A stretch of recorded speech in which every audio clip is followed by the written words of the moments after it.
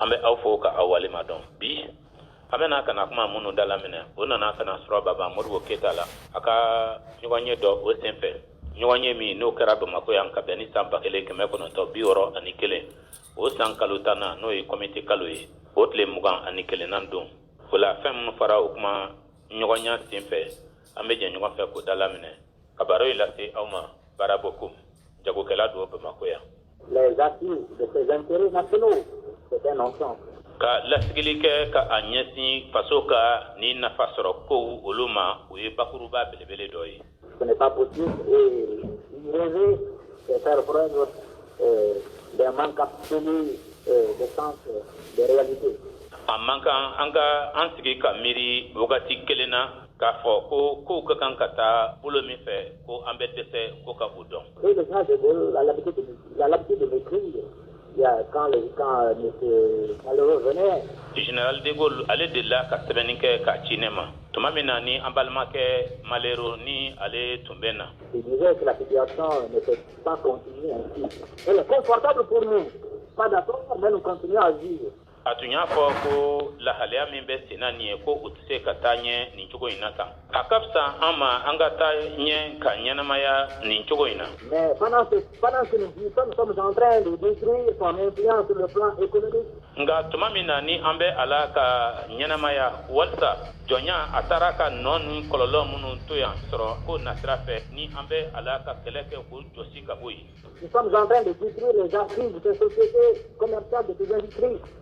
C'est pourquoi De Gaulle a dit que cela ne peut pas continuer, il faut qu'on en sorte. An bɛ a la jɔnya taara ka cakɛdaba minnu to an fɛ yan olu jusigilan ye fɛn minnu ye jagoko nasira fɛ an bɛ a la fɛnɛ ka olu tiɲɛ. O de kama De Gaulle y'a fɔ ko an tɛ se ka taa ɲɛ o cogo la ten ko fo kuma ka kɛ a ko la. Je l'ai dit d'accord, on en sortira, mais. Ne y'a fɔ a ɲɛna k'a fɔ ko awɔ wajibi don fɔlɔ yanni o cɛ fo an ka kuma ɲɔgɔn ye de. Auparavant, il faudra d'abord que les bases bâties. Nka yanni o cɛ fo Faransi ka dakaw olu ka bɔ an fɛ yan. Et que nous puissions discuter d'État véritablement indépendant à État véritablement indépendant. Fo an ka kuma an ni ɲɔgɔn cɛ jamanaw olu ni ɲɔgɔn cɛ jamana minnu sɛbɛ la ni u kɛlen bɛ ka u yɛrɛ ta ani jamana wɛrɛ min fana ni u kɛlen bɛ ka a yɛrɛ ta fo o kuma ɲɔgɔnya ka kɛ jamana fila ni ɲɔgɔn cɛ. Et alors il faudra en sortir, ça ne peut pas continuer. Ko o de la fo an ka kan ka bɔ nin bolo in de kan ta tɛ se ka kɛ ɲɛ ne ni lahalaya ye. Et alors le problème est posé devant vous. O la gɛlɛya filɛ nin ye k'a da aw ɲɛ kɔrɔ. Et comme le Congrès a fait des options. I n'a fɔ an ka kunnajɛ n'o ye Congrès ye o ye jɔsen dɔw ta. Et a chargé le parti, le gouvernement. A ye a ɲini parti ani fanga fɛ. De mettre en place tous les organismes susceptibles de nous acheminer vers ces options sur le plan économique. Ko a ka se ka bolofaraw ka olu sigi sen kan bolofara minnu ni olu bɛ se ka kɛ sababu ye ka an ɲɛ minɛ ka ɲɛsin o jɔsenw ma sɔrɔ ta fanfɛla la. Vous êtes convaincu que dans la poursuite de la socialisation et de l'affirmation de l'indépendance de notre pays. A b'a dɔn ko ka an to ɲɛfɛtali la baara minnu ni u bɛ sɔrɔ ni fanga furubayali ko fɔ ani an ka jamana kɛli k'a ka yɛrɛma hɔrɔnya ta o jirali baaraw fɛ. Le parti et le gouvernement ne reculeront devant aucune mesure quelle qu'elle soit. Parti ani fanga n'o ye gouvernement ye olu tɛna u kɔtɔrɔnna bɔ ko latigɛlen si ɲɛkɔrɔ o kow mana kɛ ko sugu sugu ye. Et pourquoi la France n'agirait-elle pas puisqu'elle a le moyen de faire pression sur nous? O de kama Faransi a bɛ o kalama ani cogo bɛ a bolo fɛnɛ ka papaliw kɛ ka jalasirawalew kɛ k'o ɲɛsin anw ma. Là encore, nous avons notre position centrale si elle constitue un handicap en ce qui concerne l'ouverture sur la mer. O yɔrɔ la fɛnɛ jɔsen min bɛ an kɔrɔ o de ye k'a fɔ ko an bɛ cɛmancɛ yan fanfɛ bolo fɛ wa n'a sɔrɔ ko o ye balinanko ye ni o bɛ tali kɛ jamana dayɛlɛli la ka ɲɛsin kɔgɔji ma.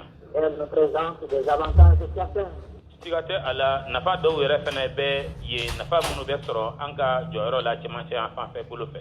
C'est que d'abord. O de ye nin ye k'a fɔ ko fɔlɔ. Il y a une loi naturelle.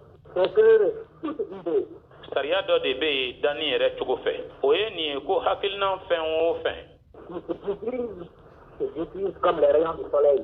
Ni o hakilinaw bɛ cari o bɛ cari i n'a fɔ tilisenw olu bɛ cari cogo min na. Position centrale. Vous savez, toute idée émise en République du Mali se diffuse dans toutes les directions. Jɔyɔrɔ min bɛ an na cɛmancɛ yan fan fɛ o de bɛ a to hakilina fɛn o fɛn ni o bangena Mali kɔnɔ o hakilina ninnu bɛɛ lajɛlen bɛ cari ka taa fan bɛɛ lajɛlen fɛ.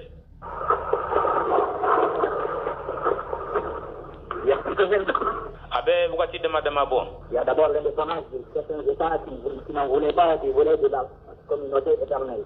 Jamana dɔw olu y'u ka yɛrɛma hɔrɔnya ta olu kun t'a fɛ abada k'a fɔ ko an ka to Faransi ka kulu in kɔnɔna na abada. Et il y a également des bases, même les travailleurs du Niger, contrôlés par le gouvernement du Niger. Hali Niger baarakɛlaw ni olu kɔlɔsilen don Niger jamana fanga fɛ ni o ye gouvernement ye. On demandait l'évacuation des bases, l'africanisation des cadres. Olu ye a ɲini k'a fɔ ko Faransi ka daka min bɛ u ka jamana kɔnɔ ko o daka u ka bɔ yen ko wa maa kalannen minnu fana bɛ Niger o bɛɛ lajɛlen ka kɛ sodenw ye Niger jamana kɔnɔdenw ye.